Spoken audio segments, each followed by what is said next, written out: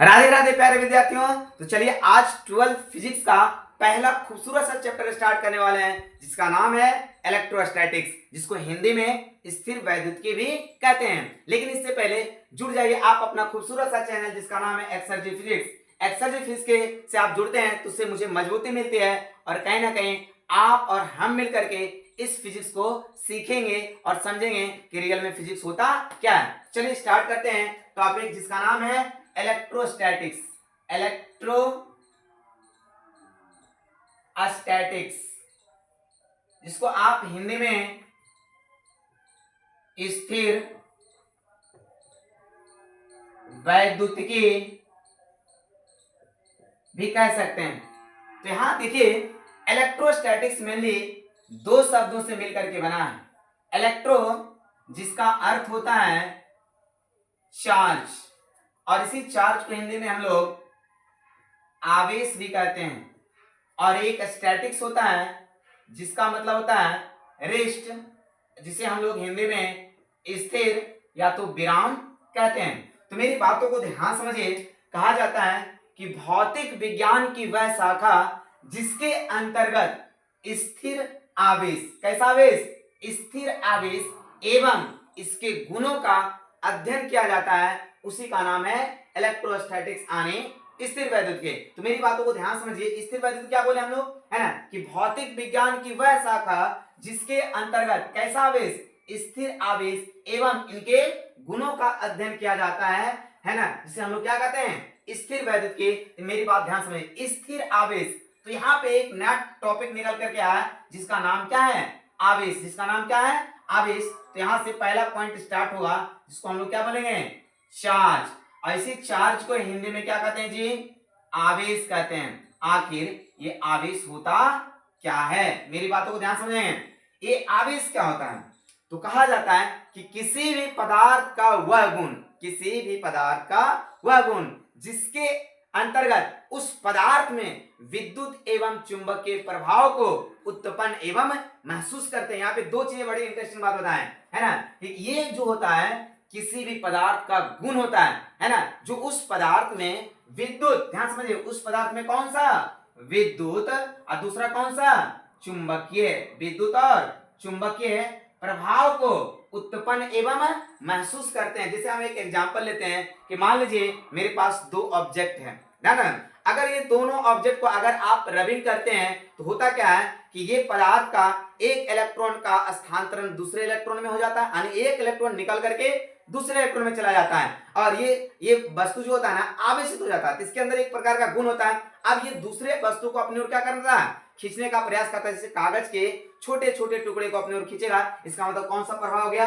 चुंबकीय। लेकिन ये जब स्पार्किंग करता है यहाँ इसका मतलब वहां पे विद्युत भी आता है। इसलिए तो कहा जाता है कि आवेश किसी भी पदार्थ का वह गुण जो पदार्थ में विद्युत एवं चुंबकीय प्रभाव को उत्पन्न एवं महसूस कर सकता है, उसी का नाम क्या है, आवेश है। अब मेरी बात को ध्यान से समझेंगे।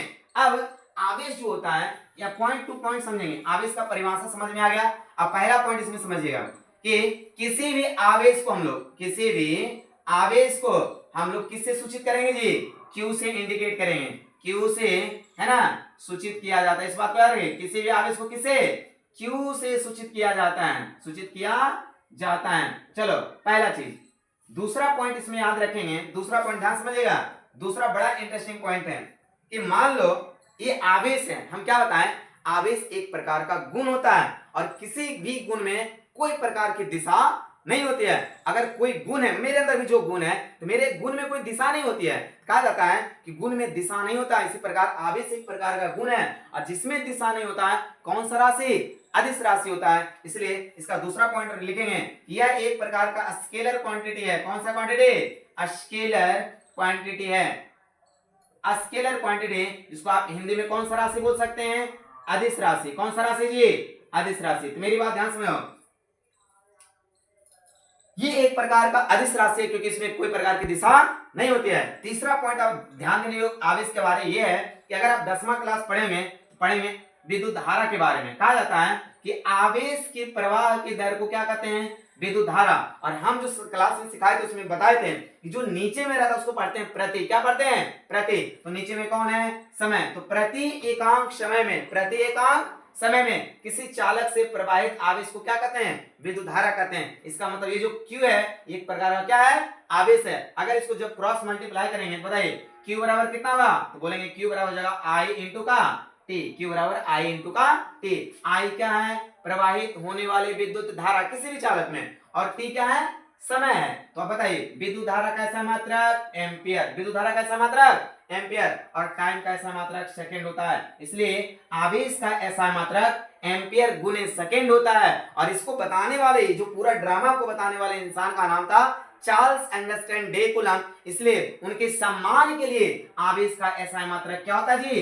कूलम होता है, जिसे कैपिटल C से भी लिखा जाता है। और जितने भी साइंटिस्ट का नाम है अगर वो एसआई मात्रक में लिखाता है तो हमेशा उसका कैपिटल लेटर लिखा जाता है ना। तो कहा जाता है कि आवेश का एसआई मात्रक एम्पियर गुने सेकंड होता है, जिसे हम लोग कूलम भी कहते हैं। एसआई मात्रक में आप एक ही बात को लिखेंगे कि आवेश का एसआई मात्रक क्या था जी? एम्पियर गुने सेकंड होता है, और जिसे हम लोग क्या कहते हैं? कूलम भी कहते हैं, है ना। और कूलम को किससे लिखते हैं? C से लिखते हैं, और इसी को नाम दिया क्या?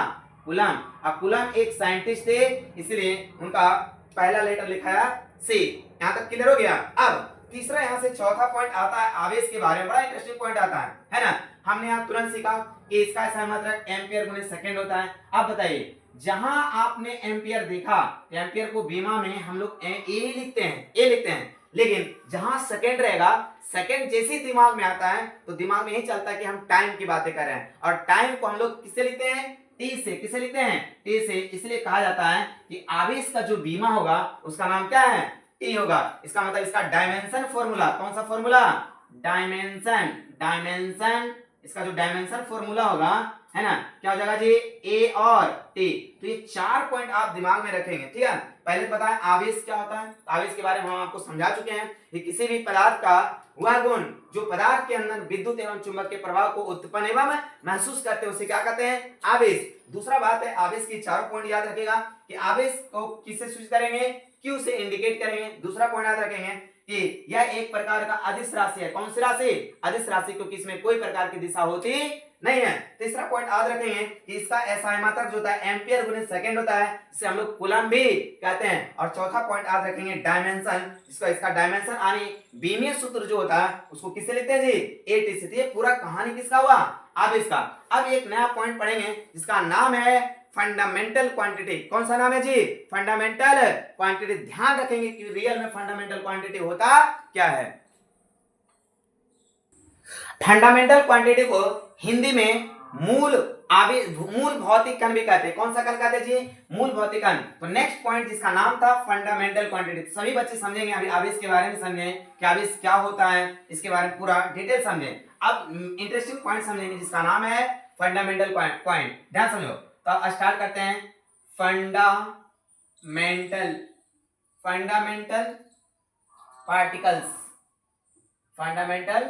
पार्टिकल्स, है ना। इसको मूल कण भी कहा जाता है। क्या कहा जाता है जी? मूल कण भी कहा जाता है। अब रियल में क्या होता है ध्यान समझिए।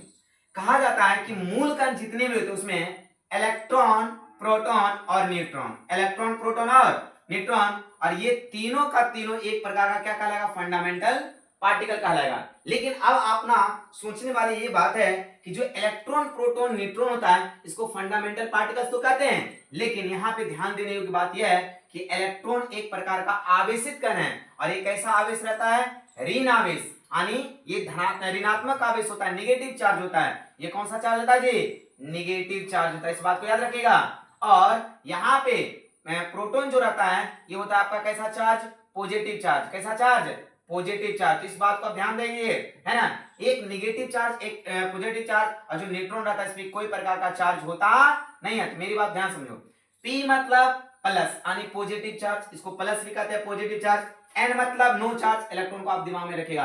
तो ये तीनों में से देखेंगे कि न्यूट्रॉन पर कोई चार्ज होता नहीं है। हालांकि फंडामेंटल पार्टिकल जो होता है तीनों का रहता है, इलेक्ट्रॉन, प्रोटॉन और न्यूट्रॉन। लेकिन जो मेन पॉइंट हम लोग स्टार्ट करेंगे उसमें स्टार्ट क्या करेंगे कि फंडामेंटल चार्ज क्या होता है?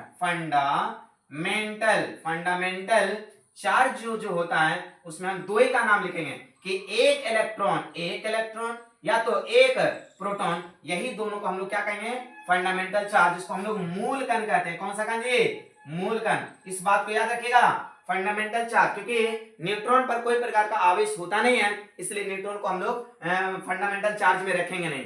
चार्ज दो ही में होता है, इलेक्ट्रॉन में या तो प्रोटॉन में। इलेक्ट्रॉन में नेगेटिव चार्ज होता है, जबकि प्रोटॉन P से स्टार्ट होता है, याद रखिएगा। P मतलब पॉजिटिव या तो प्लस चार्ज, N मतलब नो चार्ज, और इलेक्ट्रॉन बच गया तो दिमाग में ऑटोमेटिक रहेगा, तो नेगेटिव चार्ज की बातें कर रहे हैं। लेकिन यहाँ पे फंडामेंटल अगर चार्ज की बात करते हैं तो एक इलेक्ट्रॉन और एक प्रोटॉन को हम लोग क्या कहेंगे, फंडामेंटल चार्ज। लेकिन यहाँ सबसे इंटरेस्टिंग बात आपको देने वाली बात, समझने वाली बात यह है कि आखिर इलेक्ट्रॉन, प्रोटॉन और न्यूट्रॉन अगर इस तीनों को मिला देते हैं, ध्यान समझिएगा, हम बड़ा इंटरेस्टिंग बात बता रहे हैं। हमने क्या बोला कि इलेक्ट्रॉन, प्रोटॉन और न्यूट्रॉन अगर ये तीनों को मिला देते हैं तो मेरा जो निर्माण होता है वो निर्माण होता है एटम का, जिसको आप क्या कहते हैं हिंदी में, परमाणु कहते हैं। क्या कहते हैं जी, परमाणु। किसको मिलने से, इलेक्ट्रॉन, प्रोटॉन और न्यूट्रॉन। हालांकि इसकी आकृति के बारे में आप बचपन के क्लास में भी पढ़े होंगे कि परमाणु का जो आकार होता है इस तरह से, इसके मध्य बिंदु को हम लोग न्यूक्लियस यानी नाभिक कहते हैं, और नाभिक के अंदर प्रोटॉन और न्यूट्रॉन रहता है, जबकि इलेक्ट्रॉन इसके चारों ओर क्या करने लगता है,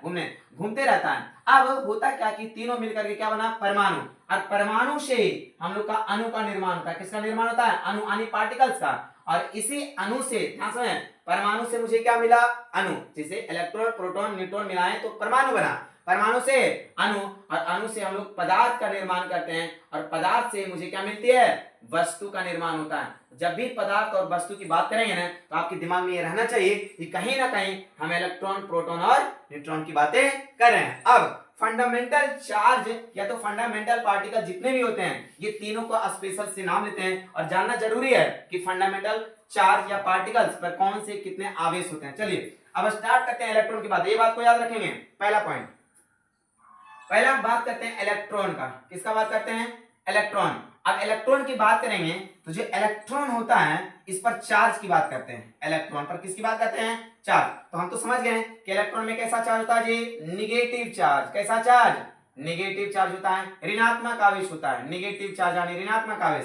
तो जो चार्ज होता है उसका वैल्यू कितना होता है, तो Q का मान होता है ना, -1.6 इंटू 10⁻⁻19 कूलम। ये किसका चार्ज होता है, इलेक्ट्रॉन का। और दूसरा इसका याद रखेंगे कि इलेक्ट्रॉन का मास कितना होता है, तो मास, अगर इलेक्ट्रॉन की मास की बात करते हैं तो MeE मतलब इलेक्ट्रॉन, M मतलब मास, इसका होता है 9.1 इंटू 10⁻31 kg का मास होता है। ये किसकी बात की हमने, इलेक्ट्रॉन की। उसी प्रकार दूसरा हम बात करते हैं जिसका नाम है प्रोटॉन। क्या नाम है जी, प्रोटॉन। अब प्रोटॉन की बात करेंगे, बताइए प्रोटॉन पर जो चार्ज होता है, तो आप ये इस बात को याद रखेंगे, प्रोटॉन पर चार्ज प्लस की माइनस, तो आप बोलेंगे कि प्रोटॉन पर चार्ज हमेशा प्लस होता है। किसका वैल्यू, इलेक्ट्रॉन की वैल्यू के बराबर होता है, इसलिए 1.6 इंटू 10⁻⁻19 कूलम। तो इलेक्ट्रॉन प्रोटॉन का जो चार्ज होता है परिमाण में तो समान होता है, लेकिन दोनों का प्रकृति अलग अलग होता है, एक पर नेगेटिव और दूसरा पर पॉजिटिव। अगर मास ऑफ प्रोटॉन की बात करते हैं तो MP बराबर हो जाएगा 6.67 इंटू 10⁻⁻27 kg। ये होता है किसका मास, है प्रोटॉन का मास होता है। अब न्यूट्रॉन की बात करते हैं तो न्यूट्रॉन में कोई प्रकार का चार्ज होता नहीं है, तो आज से याद रखिएगा कि न्यूट्रॉन में कोई प्रकार का चार्ज होता नहीं। ये आपका आ गया, जिसको कहते हैं फंडामेंटल पार्टिकल, जिसका मैं इलेक्ट्रॉन और प्रोटॉन की चर्चा की है। उसके बाद आपको पता चलेगा कि ये होता क्या है। हाँ, तो यहाँ पे हम लोग इलेक्ट्रॉन प्रोटॉन के बारे में समझ रहे थे। हाँ, एक चीज मिस्टेक हो गया, सॉरी, यहाँ पे ध्यान देंगे, यहाँ होता है 1.67, तो आगे होगा 1.67 इंटू 10⁻⁻27 kg। इस बात को याद रखेंगे, है ना। Mass of electron, mass of proton कितना थी, 1.67 इंटू 10⁻⁻27 kg। अब एक नया पॉइंट स्टार्ट करने वाले हैं, ध्यान समझिएगा। इसका नाम है टाइप ऑफ चार्ज। क्या नाम है जी, टाइप ऑफ चार्ज। आप पढ़ेंगे आवेश के प्रकार। क्या पढ़ेंगे, आवेश के प्रकार। तो मेरी बातों को ध्यान से देखेंगे, टाइप ऑफ चार्ज क्या होता है, ध्यान समझिए। ध्यान से स्टार्ट करते हैं, type of charge. Type of charge, type of charge को हम बोलते हैं आवेश के प्रकार। आवेश के प्रकार। तो पहला जो टाइप है उसमें बोलेंगे पॉजिटिव चार्ज। मेरी बात ध्यान समझो, पहला चार्ज क्या, पॉजिटिव चार्ज। और इसी पॉजिटिव चार्ज को आप लोग धनात्मक आवेश कहते हैं। कौन सा आवेश? ये धनात्मक आवेश। अब समझो कि पॉजिटिव चार्ज क्या होता है। हमने क्या बोला, यहाँ पे एक पॉइंट समझना है कि इलेक्ट्रॉन, प्रोटॉन और न्यूट्रॉन को मिलने से परमाणु बना था। क्या बना था? परमाणु। परमाणु। और अगर आप 10th क्लास में पढ़े हुए ना, तो एक बात बताया जाता है कि परमाणु विद्युता क्या होते हैं? उदासीन होते हैं। परमाणु विद्युता उदासीन होते हैं। इसका मतलब उदासीन कैसे होते हैं? इसका मतलब परमाणु में कोई प्रकार का आवेश होता नहीं है। कैसे नहीं होता है? कहता है इस पर निगेटिव चार्ज और इस पर कौन सा चार्ज है? Positive charge. इस पर तो कोई चार्ज होता नहीं है। कहता है कि किसी भी परमाणु के अंदर जितने इलेक्ट्रॉन की संख्या होती है उतने ही प्रोटॉन की संख्या होती है, लेकिन दोनों पर संख्या तो बराबर हुआ, लेकिन दोनों पर चार्ज अलग अलग है। एक पर धनात्मक, दूसरे पर ऋणात्मक, और दोनों बराबर संख्या में रहते हैं। अब इसलिए दोनों का चार्ज बराबर होने के कारण यह एक दूसरे से निरस्त हो जाता है। इसलिए कहा जाता है कि परमाणु विद्युता क्या होते हैं? उदासीन होते हैं। इस बात को याद रखेंगे। अब यहीं से स्टार्ट होता है कि मान लो मेरे पास कोई पदार्थ है। ध्यान समझना, मान लो मेरे पास ये कोई पदार्थ है। इस तरह से ले लेते हैं कि मेरे पास ये कोई पदार्थ है। ध्यान समझो, अगर ये पदार्थ है तभी ये उदासीन है, इस पर कोई आवेश नहीं है ना। अब क्या करेंगे, इससे मान लो एक इलेक्ट्रॉन निकल जाएगा। एक इलेक्ट्रॉन क्या करेगा? निकल जाएगा। जैसे इलेक्ट्रॉन निकलेगा, इसका मतलब ऋण पार्ट निकला। कौन सा पार्ट निकला? ऋण, निगेटिव चार्ज निकला। ऑटोमेटिक ये कैसा हो जाएगा? पॉजिटिव चार्ज होगा। मेरी बात है ना, कि किसी भी पदार्थ से इलेक्ट्रॉन का निकल जाना, किसी भी पदार्थ से इलेक्ट्रॉन का निकल जाना उस पदार्थ या वस्तु को क्या बना देता है? धनात्मक आवेश बना देता है। यह कह सकते हैं। दूसरा क्या कह सकते हैं कि किसी भी पदार्थ में अगर प्रोटॉन की संख्या इलेक्ट्रॉन की संख्या से क्या हो? ज्यादा। किसी भी पदार्थ में प्रोटॉन की संख्या किसे? इलेक्ट्रॉन से क्या हो? ज्यादा, तो आप कह सकते हैं कि वस्तु कैसा होगा? धनात्मक आवेश होगा। तो धनात्मक आवेश के दो कंडीशन ये कह सकते हैं। पहला कि किसी भी पदार्थ या वस्तु से इलेक्ट्रॉन का निकल जाना उस वस्तु को क्या बना देती है? धन आवेश। या तो यह कह सकते हैं कि किसी भी पदार्थ में प्रोटॉन की संख्या इलेक्ट्रॉन की संख्या से अधिक हो, तो प्रोटॉन अर्थात प्लस ज्यादा होगा, तो प्लस ज्यादा कौन सा आवेश होगा? धन आवेश होगा। अब सिंबल की बात करते हैं कि धनात्मक आवेश के सिंबल क्या होता है। मेरी बात ध्यान सुनो, इलेक्ट्रॉन जब निकलने के लिए दर्शाते हैं, इससे हम हमेशा एरो बाहर की ओर निकलते हुए नजर आएगा, क्योंकि इसका मतलब ये होता है कि यहाँ से आवेश निकल रहा है, और जब आवेश निकलेगा तो कैसा आवेश? धन आवेश। तो धनात्मक आवेश को जब भी इंडिकेट करना है, जब भी बताना है, तो प्लस का मतलब इससे बाहर एरो निकलता हुआ नजर आएगा, और ये होता है धनात्मक आवेश। दूसरा का नाम है निगेटिव चार्ज। कौन सा चार्ज?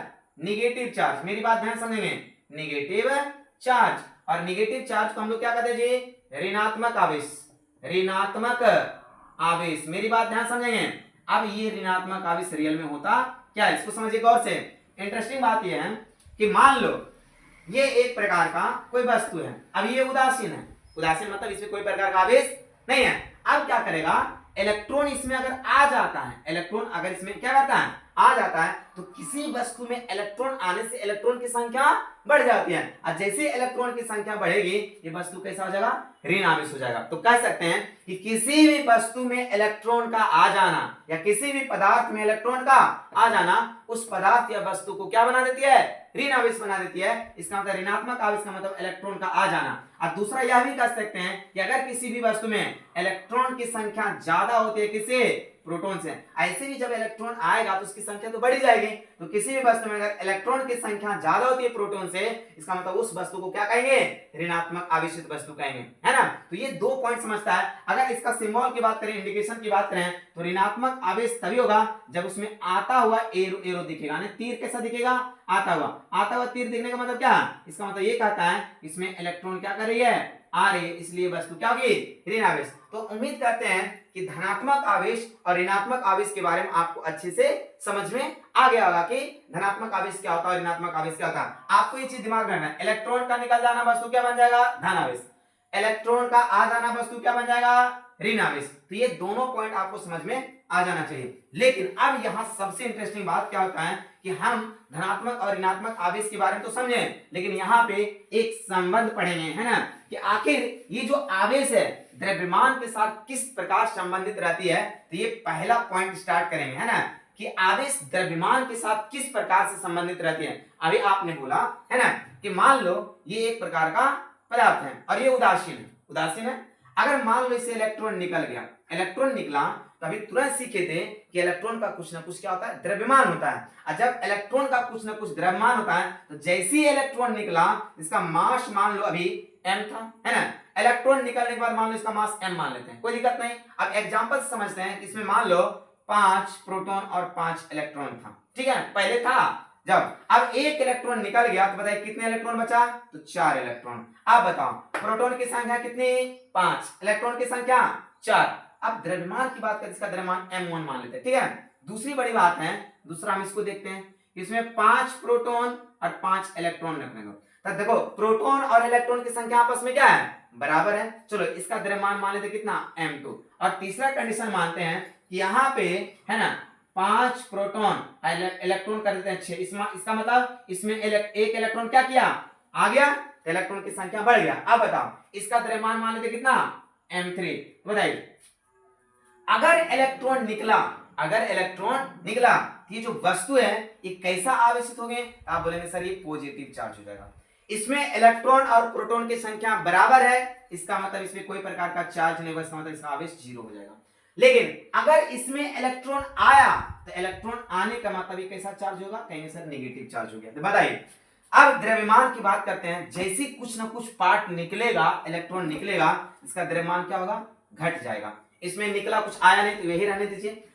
बता इसमें इलेक्ट्रॉन आया, इलेक्ट्रॉन आने से ऋण आवेशित तो हुआ, लेकिन इसका द्रव्यमान यानी मास क्या हो गया, बढ़ गया। तो कहा जा सकता है जब किसी भी वस्तु को आवेशित करते हैं तो आवेशित करने मतलब या तो इलेक्ट्रॉन को निकाल दीजिए तो भी आवेश होगा, या तो इलेक्ट्रॉन को लाइए तो भी आवेश होगा। अलग बात है कि निकलने के बाद धन आवेश और आने के बाद ऋण आवेश होता है। लेकिन ये बात है कि इलेक्ट्रॉन निकल जाने से द्रव्यमान घट जाता है, तो आप कह सकते हैं जब कोई भी वस्तु धनात्मक आवेशित होती है इसका उसका द्रव्यमान घट जाता है, द्रव्यमान घट जाता है। और जब कोई वस्तु ऋणात्मक आवेशित होती है तो उसका द्रव्यमान बढ़ जाता है। और इस तीनों कंडीशन में देखिए प्रोटॉन 5 5 5, जैसे प्रोटॉन से कोई लेना देना नहीं है। अब इलेक्ट्रॉन को समझिए, 4 इलेक्ट्रॉन, 5 इलेक्ट्रॉन और 6 इलेक्ट्रॉन, इसका मतलब इससे इलेक्ट्रॉन निकला, इसमें कुछ हुआ नहीं, इसमें इलेक्ट्रॉन आया। बताइए सबसे ज्यादा द्रव्यमान की बात करते हैं, सबसे ज्यादा द्रव्यमान किसका हो जाएगा जी, m3 का द्रव्यमान सबसे अधिक होगा। उसके बाद किसका हो जाएगा, उसके बाद बोलेंगे सर m2 का होगा।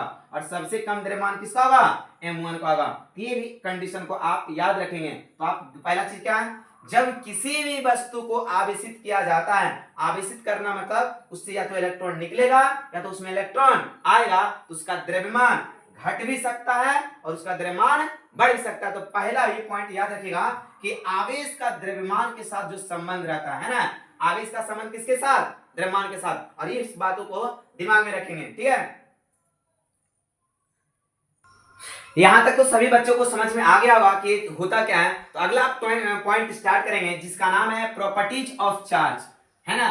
प्रॉपर्टीज ऑफ चार्ज इसका मतलब आवेश के गुण के बारे में पढ़ेंगे कि रियल में आवेश का गुण होता क्या। इसमें बहुत सारे गुण पढ़ेंगे, है ना। आकर्षण, प्रतिकर्षण, आवेश को स्थानांतरित किया जा सकता है, क्वांटीकरण, क्वांटाइजेशन ऑफ चार्ज, और इस तरह से बहुत सारे गुण पढ़ेंगे। तो अगला हेडिंग सभी बच्चे देंगे properties of charge, properties of charge. पानी आ जाता है,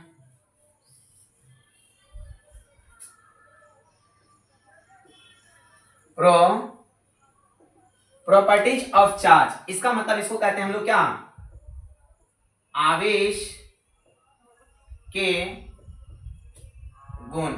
अब समझो आवेश के गुण में पहला प्रॉपर्टीज को याद रखना, पहला प्रॉपर्टी ध्यान दो, कहा जाता है कि आवेश को स्थानांतरित किया जा सकता है। आवेश को क्या किया जाता है,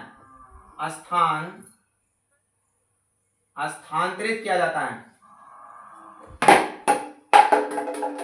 स्थानांतरित किया जाता है। अब मेरी बात ध्यान समझो, मान लो मेरे पास कोई दो वस्तु है, एक वस्तु ये है और एक वस्तु ये है ना। अब इस वस्तु में मान लो 5 प्रोटॉन और 5 इलेक्ट्रॉन है, इस वस्तु में 4 प्रोटॉन और 4 इलेक्ट्रॉन है। कैसे स्थानांतरित होगा, अब हम क्या करते हैं कि इसमें से एक वस्तु में कर देते हैं मान लो 7 इलेक्ट्रॉन। कितने इलेक्ट्रॉन, 7 इलेक्ट्रॉन। अगर इसमें 7 इलेक्ट्रॉन करते हैं तो ये कैसा होगा, ऋणात्मक आवेश होगा। अब यह एक प्रकार का आवेशित कण है, इसका मतलब इसका आवेश 0 के बराबर नहीं है, और ये एक उदासीन कण है। तो स्थानांतरित करने का मतलब क्या होता है, कहता है जब एक आवेशित वस्तु को एक अनावेशित वस्तु यानी उदासीन वस्तु के संपर्क में लाते हैं यानी सटाते हैं, तो इलेक्ट्रॉन का क्या होता है, स्थानांतरण होता है। यानी इलेक्ट्रॉन एक वस्तु से कहां चला जाता है, दूसरे वस्तु में चला जाता है, तो उसी को कहते हैं कि इलेक्ट्रॉन को यानी आवेश को क्या किया जा सकता है, स्थानांतरित किया जा सकता है। तो पहला प्रॉपर्टीज में याद रखेंगे कि जब किसी भी एक आवेशित वस्तु को एक उदासीन वस्तु के संपर्क में लाते हैं, है ना, तो आवेशित वस्तु का इलेक्ट्रॉन स्थानांतरित होकर के दूसरे वस्तु में चला जाता है, इसी को क्या कहते हैं, आवेश को स्थानांतरित किया जा सकता है। तो पहला पॉइंट याद हो गया, है ना।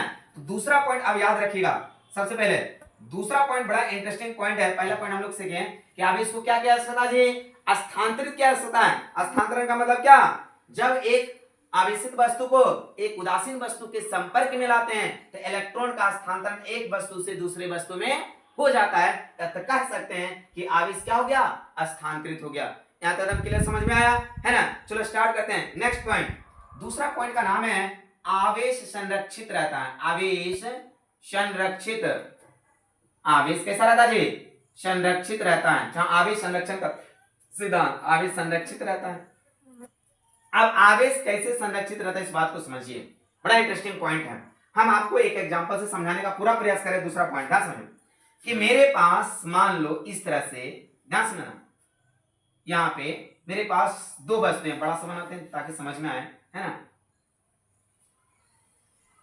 एक वस्तु ऐसा और एक वस्तु ऐसा।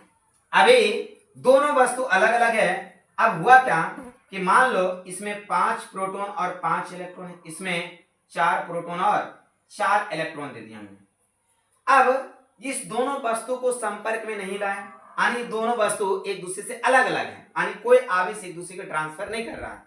अब हुआ क्या, अगर टोटल बात करें, है ना, कि संपर्क में लाने के पहले या तो रगड़ने से पहले, है ना, एक वस्तु को दूसरी वस्तु से रगड़ने से पहले, तो रगड़ने से पहले कुल आवेश, कुल प्रोटॉन की संख्या कितना है, बोलेंगे 9 प्रोटॉन। कुल इलेक्ट्रॉन की संख्या बोलेंगे 9 इलेक्ट्रॉन, है ना, ये है। अब जैसे दोनों को आपस में रगड़ते हैं तो रगड़ने के दौरान मान लो एक वस्तु ए है और एक वस्तु बी है, और ए का कुछ इलेक्ट्रॉन बी में चला जाता है। तो मान लो एक इलेक्ट्रॉन कुछ बी में चला गया, तो पहले प्रोटॉन तो जाएगा नहीं, प्रोटॉन 5 प्रोटॉन है, यहाँ 4 प्रोटॉन है ना। अब इससे एक इलेक्ट्रॉन निकल करके इसमें चला गया। अगर एक इलेक्ट्रॉन निकल करके रगड़ने के दौरान चला गया, इसमें कितने इलेक्ट्रॉन बचेंगे, 4 इलेक्ट्रॉन, और इसमें कितने इलेक्ट्रॉन हो जाएंगे, 5 इलेक्ट्रॉन। अब बताइए, जिससे इलेक्ट्रॉन निकला ये धन आवेश, और जिसमें गया क्या हो गया, ऋण आवेश हो गया। अब गौर से देखते हैं, है ना, रगड़ने के पहले टोटल प्रोटॉन और इलेक्ट्रॉन 9 थे। रगड़ने के बाद हम काउंट करते हैं, 5 प्रोटॉन और 4 प्रोटॉन, 9 प्रोटॉन, 4 इलेक्ट्रॉन और 5 इलेक्ट्रॉन, 9 इलेक्ट्रॉन। आप बताइए, है ना, रगड़ने से पहले टोटल 9 प्रोटॉन 9 इलेक्ट्रॉन, रगड़ने के बाद भी वही होता है। इसका मतलब कहा जाता है कि आवेश जो होता है ना, अगर मान लीजिए दोनों वस्तु आवेशित है या अनावेशित है ना, अब क्या हुआ, अब हुआ क्या कि जितना आवेश यहां था, सिर्फ आवेश वस्तु ए से वस्तु बी में स्थानांतरित हुआ, यानी एक वस्तु से दूसरे वस्तु में गया, है ना, लेकिन आवेश ना ही बढ़ा और ना ही घटा। जब आवेश ना बढ़ा और ना घटा तो कह सकते हैं आवेश कैसा रहता है, संरक्षित। वही तो बोला सकता है कि रगड़ने के दौरान यहाँ पे कोई भी प्रकार का नया आवेश उत्पन्न नहीं हुआ और ना ही नष्ट हुआ, जितना पहले था बाद में ही उतना हुआ, इसलिए इसको कह सकते हैं आवेश कैसा रहता है, संरक्षित। तो कह सकते हैं कि आवेश संरक्षण के अनुसार, आवेश संरक्षण के अनुसार आवेश को ना उत्पन्न कर सकते हैं और आवेश को ना ही नष्ट कर सकते हैं, बल्कि आवेश को एक वस्तु से दूसरे वस्तु में स्थानांतरित किया जा सकता है। इसी को बोलते हैं आवेश संरक्षण का सिद्धांत, या आवेश संरक्षित रहता है। फिर से समझिए, आवेश संरक्षण का मतलब क्या होता है, आवेश को ना उत्पन्न कर सकते हैं, देखो नहीं उत्पन्न हुआ, 9 प्रोटॉन 9 इलेक्ट्रॉन, 9 प्रोटॉन 9 इलेक्ट्रॉन, तो आवेश ना उत्पन्न हुआ और ना ही नष्ट हुआ, बल्कि आवेश एक वस्तु से दूसरे वस्तु में क्या हो गया, स्थानांतरित हो गया। इसलिए तो कहा जाता है कि आवेश के सिद्धांत के अनुसार आवेश को ना उत्पन्न कर सकते हैं और ना ही नष्ट कर सकते हैं, बल्कि आवेश को एक वस्तु से दूसरे वस्तु में स्थानांतरित किया जा सकता है। और इसी को कहते हैं क्या, आवेश संरक्षण सिद्धांत। और ये एग्जाम के पॉइंट ऑफ व्यू से ये बहुत ज्यादा महत्वपूर्ण है, तो इस बात को याद रखेंगे। अगर एग्जाम में पूछेगा कि आवेश संरक्षण के सिद्धांत से क्या समझते हैं, तो सीधा बोलेंगे आवेश संरक्षण सिद्धांत के अनुसार आवेश को ना उत्पन्न कर सकते हैं और ना ही नष्ट कर सकते हैं, बल्कि आवेश को एक वस्तु से दूसरे वस्तु में स्थानांतरित किया जा सकता है। और इसी को बोलते हैं क्या, आवेश संरक्षण का सिद्धांत। उम्मीद करते हैं कि आपको बेहतर से समझ में आ गया, इतना लिख लीजिएगा। और साथ ही साथ अगर ये डायग्राम भी बना देते हैं तो आपके लिए क्या होगा, बेहतर होगा। चलिए, ये था प्रॉपर्टीज नंबर 2। अब आ जाते हैं प्रॉपर्टीज नंबर 3 की ओर। सभी बच्चे समझेंगे, बड़ा इंटरेस्टिंग चीज है ना। प्रॉपर्टीज नंबर 3 में है जिसको बोलते हैं क्वांट, और ये सबसे ज्यादा महत्वपूर्ण है, हालांकि ये भी बहुत ज्यादा इंपॉर्टेंट है ना। प्रॉपर्टीज नंबर 3 आइए, जिसको बोलते हैं क्वांटाइजेशन ऑफ चार्ज, आवेश का क्वांटीकरण, quantization of charge, quantization of charge. और इसी को बोलते हैं क्या, आवेश का क्वांटीकरण। सभी बच्चे समझेंगे।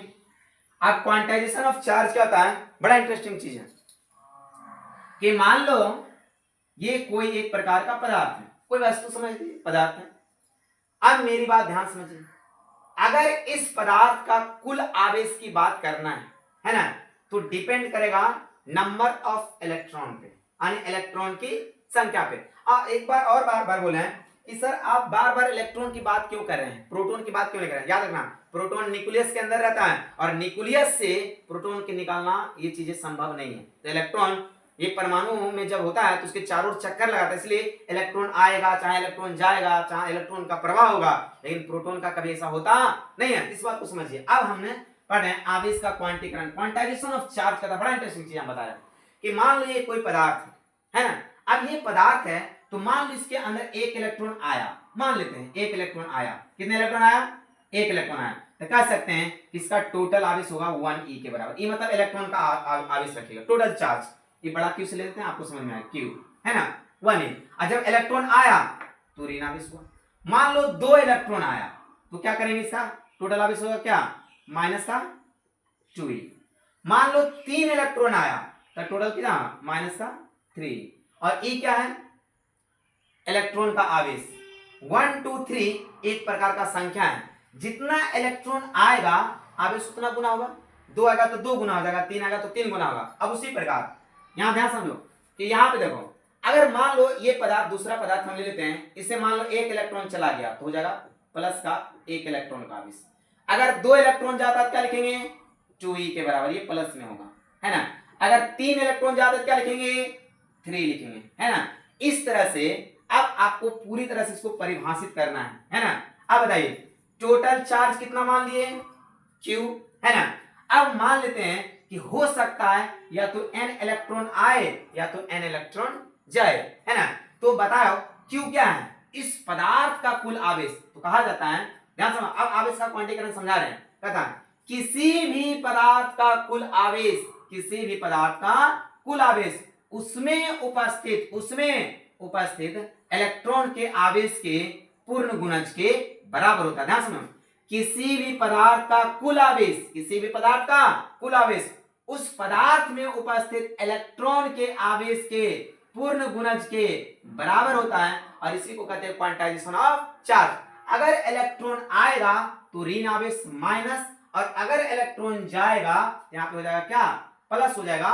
और ये नया फॉर्मूला बन करके तैयार हो जाता है क्या, Q बराबर प्लस माइनस Ne या तो माइनस प्लस Ne, वो डिपेंड करता है कि इलेक्ट्रॉन आ रहा है कि जा रहा है। फिर से समझिए, आवेश का क्वांटीकरण से आप क्या समझते हैं, सभी बच्चे ध्यान देंगे कि मान लो यहां तो यह एक प्रकार का पदार्थ है ना, और इस पदार्थ का कुल आवेश को क्या मानते, फिर समझिए इस पदार्थ का कुल आवेश को क्या माने, Q। इस पदार्थ का कुल आवेश क्या, Q। तो कहा जाता है किसी भी पदार्थ का कुल आवेश, किसी भी पदार्थ का कुल आवेश उसमें उपस्थित इलेक्ट्रॉन, उसमें उपस्थित इलेक्ट्रॉन के आवेश के, इलेक्ट्रॉन को फंडामेंटल चार्ज भी कहते हैं, याद रखें, इलेक्ट्रॉन और प्रोटॉन, एक इलेक्ट्रॉन प्रोटॉन का फंडामेंटल आवेश भी कहते हैं। तो किसी भी पदार्थ का कुल आवेश उसमें उपस्थित है ना फंडामेंटल मूल आवेश, इसको मूल आवेश भी कहते हैं, इसको क्या कहते हैं जी, मूल आवेश या तो इलेक्ट्रॉन का आवेश, इसको मूल आवेश भी कहा जाता है ना।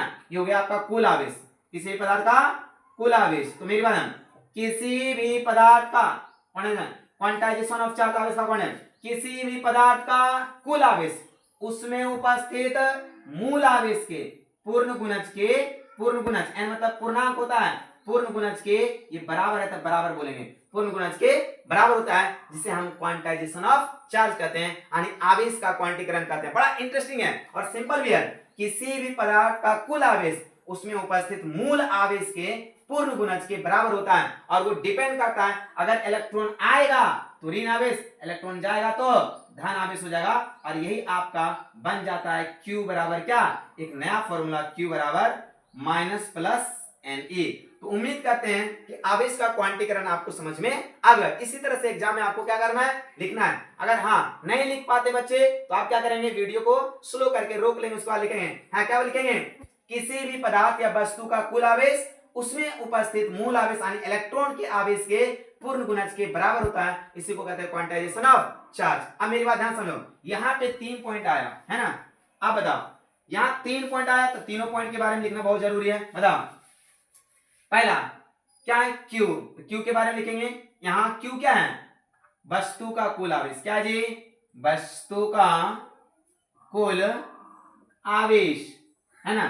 चलो E क्या है, E को बोलते हैं मूल आवेश, मूल आवेश या तो इलेक्ट्रॉन का आवेश, मूल आवेश या तो इलेक्ट्रॉन का आवेश, और इसी इलेक्ट्रॉन का आवेश का मान होता है कितना, 1.6 इंटू 10 टू पावर माइनस का 19 कूलम। अब माइनस प्लस डिपेंड कर, ध्यान समझो, माइनस प्लस सिर्फ दिमाग में ये रखना है कि अगर किसी वस्तु में इलेक्ट्रॉन आएगा तो ऋण देंगे और जाएगा तो धन दे देंगे, इसी में दिमाग में लगाना, ठीक है। इलेक्ट्रॉन का आवेश से माइनस करो। अब एक बचा क्या, n जो है उसको कह सकते हैं इलेक्ट्रॉन की संख्या, किसकी संख्या जी, इलेक्ट्रॉन की संख्या, n होता है इलेक्ट्रॉन की संख्या, इलेक्ट्रॉन की संख्या, इस बात को याद रखें, नंबर ऑफ इलेक्ट्रॉन, इलेक्ट्रॉन की संख्या, या तो इसको पूर्णांक संख्या भी कहते हैं, कौन सी संख्या, पूर्णांक संख्या भी कहते हैं। अब याद रखिएगा जो n का मान होगा, ये n का मान होगा +-1 +-2 +-3 +-4 डॉट डॉट डॉट बहुत दूर तक जाएगा। बात समझे कि नहीं। ये आपका टोटल था आवेश का क्वांटीकरण। कोई पूछेगा पहले डेफिनेशन लिखेंगे, एक छोटा सा डायग्राम इस तरह से बना देंगे जो बनाए थे, और इस तरह से ये बनाएंगे, इसके बाद ये पूरा लिखेंगे, आपको आवेश का क्वांटीकरण कंप्लीट हो जाता है, समझे ना। अब यहां से पढ़ने के बाद आ जाते हैं 4 नंबर, प्रॉपर्टीज नंबर 4 की ओर। तो चौथा प्रॉपर्टी बड़ा इंटरेस्टिंग प्रॉपर्टीज है ना, तो ध्यान से देखेंगे। चौथा प्रॉपर्टी देखिए, ये था आवेश का क्वांटीकरण। चलो चौथा प्रॉपर्टी देखिए, rule of additivity, rule of additivity है ना, योज्यता के नियम, योज्यता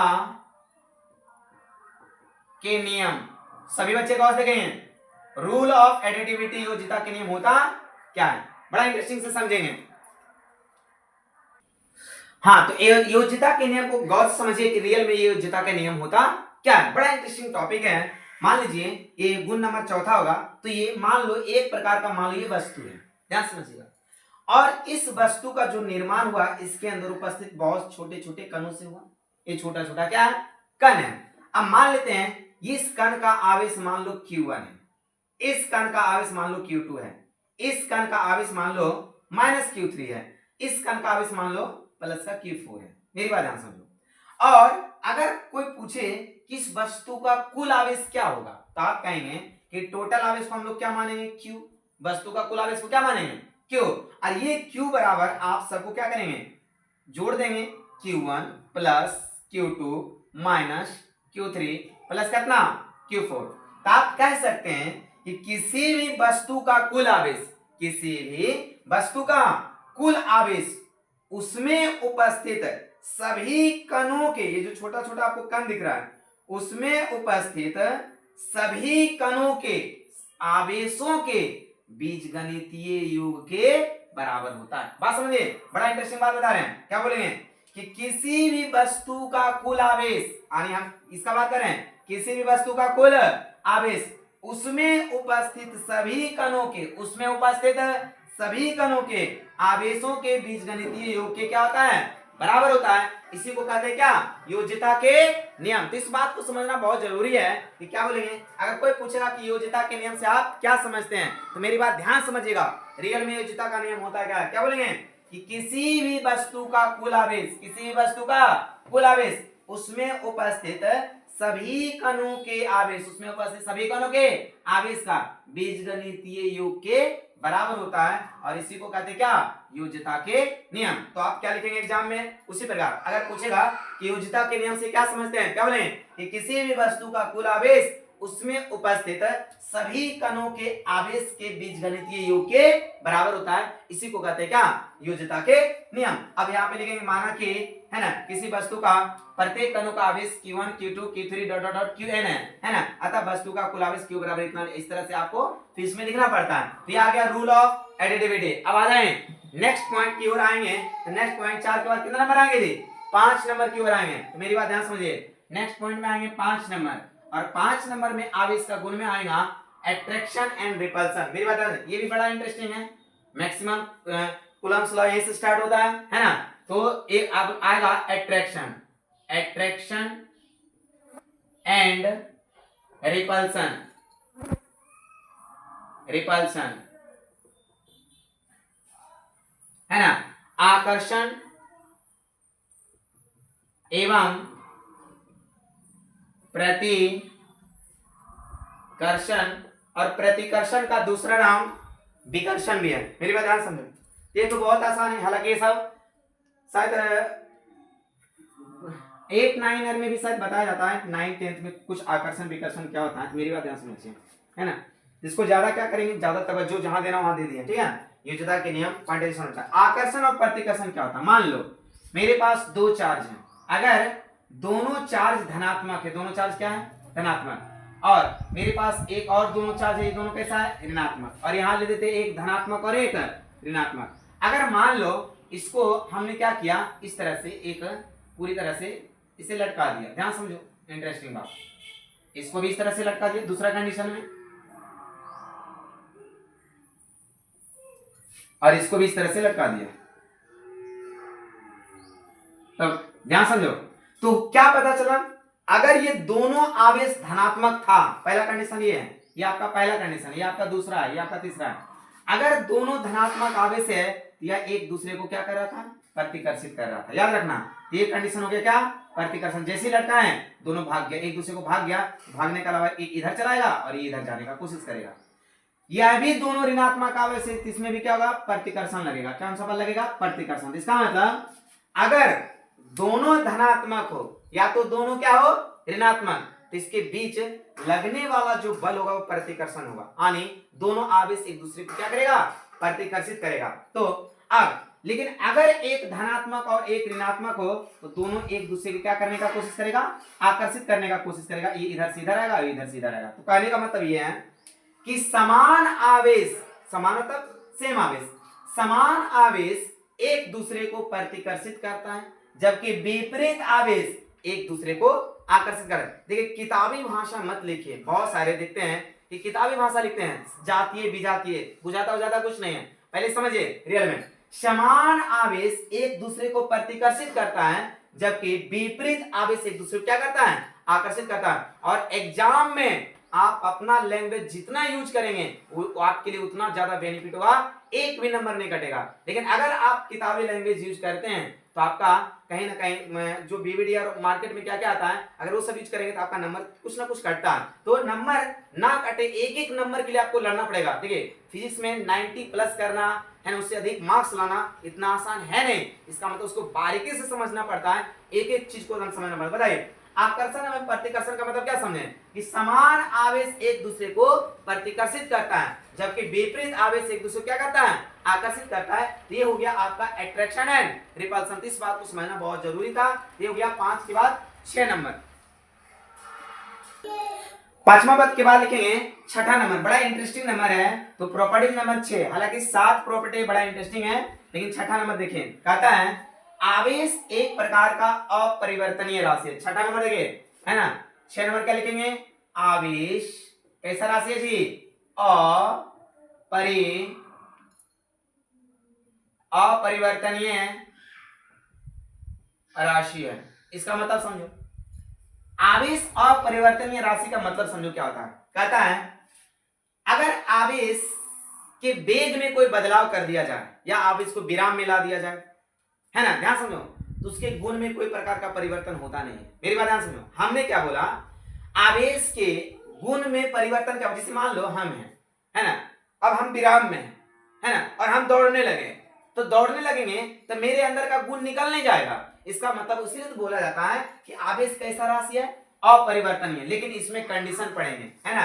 तो आवेश अपरिवर्तनीय राशि में, और इससे ऑब्जेक्टिव का सवाल बनता, ध्यान समझिएगा, पहला पॉइंट इसमें याद रखना, पहला पॉइंट कि मान लो कोई आवेश आपके पास है, कोई चार्ज है आपके पास, अगर ये चार्ज रेस्ट में है, किसमें है जी, रेस्ट, और रेस्ट को हम लोग क्या कहते हैं, विराम कहते हैं। ध्यान समझना, अगर कोई चार्ज रेस्ट में है तो रेस्ट का मतलब जो आवेश होता है ना, यह अपने चारों ओर एक प्रकार का अपना प्रभाव छोड़ेगा। ध्यान सुनो, अगर ये आवेश है तो ये आवेश चारों ओर अपना क्या करेगा, प्रभाव छोड़ता है, क्योंकि उसका प्रभाव होता है विद्युत एवं चुंबकीय प्रभाव को उत्पन्न एवं महसूस करते हैं। इसका मतलब क्या होता है कि जब आवेश किस कंडीशन में हो, रेस्ट, विराम में हो, यानी स्थिर में हो, तो स्थिर आवेश क्या करता है, यहां से एक चीज उत्पन्न करता है, अगर ये आवेश है यह अपने चारों ओर क्या उत्पन्न करेगा, विद्युतीय क्षेत्र को उत्पन्न करेगा, अपना प्रभाव उत्पन्न करेगा।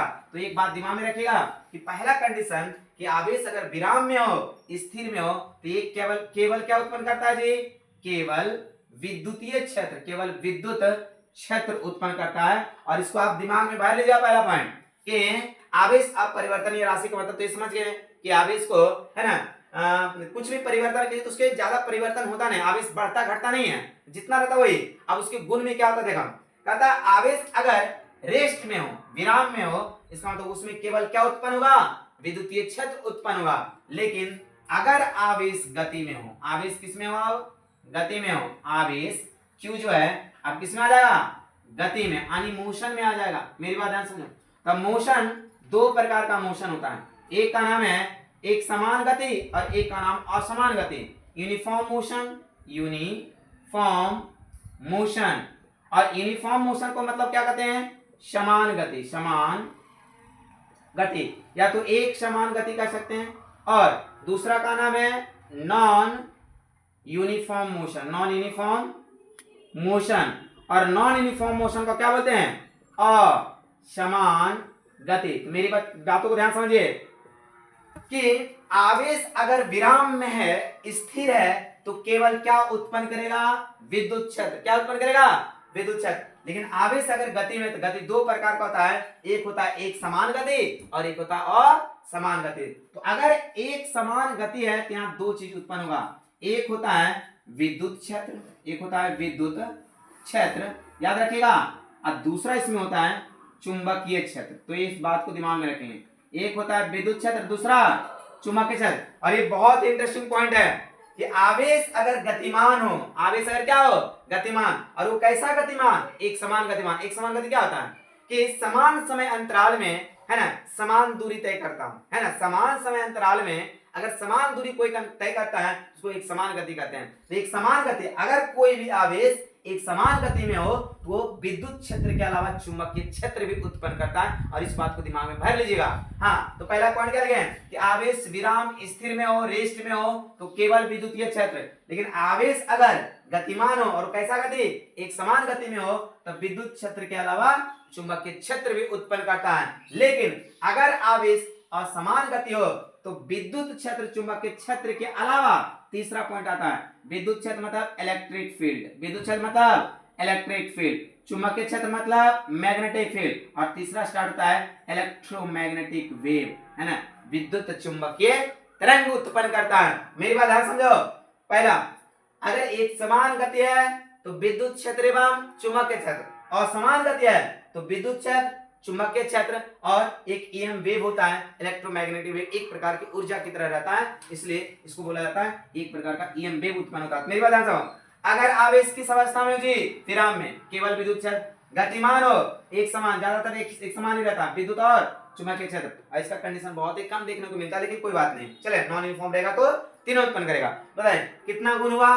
6, 6 के बाद आ जाइए गुण नंबर 7 की ओर, ध्यान समझो, अपरिवर्तनीय राशि है। 7 नंबर गुण बड़ा इंटरेस्टिंग गुण था, है ना।